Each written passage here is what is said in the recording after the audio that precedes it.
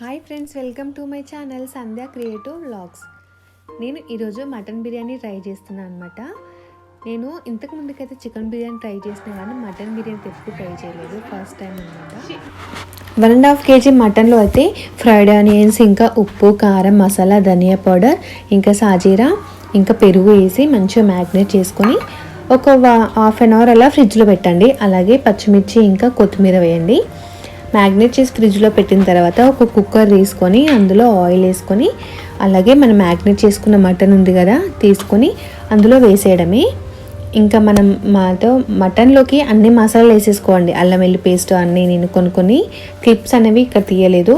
So ఇంకా basmati rice ఎలా వండుకుంటామో అలా 70% ఉడకాలన్నమాట రైస్.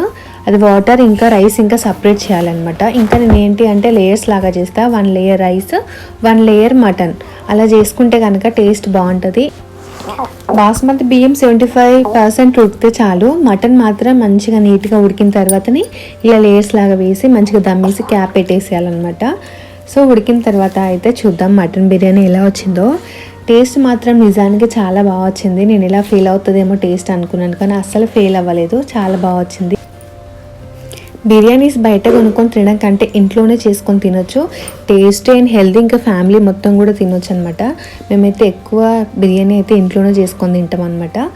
ఇంకా ఈ వీడియో నచ్చినట్టయితే లైక్ చేయండి, షేర్ చేయండి. మరిన్ని వీడియోస్ కోసం నా ఛానల్ సబ్స్క్రైబ్ చేసుకోవడం మాత్రం మర్చిపోకండి.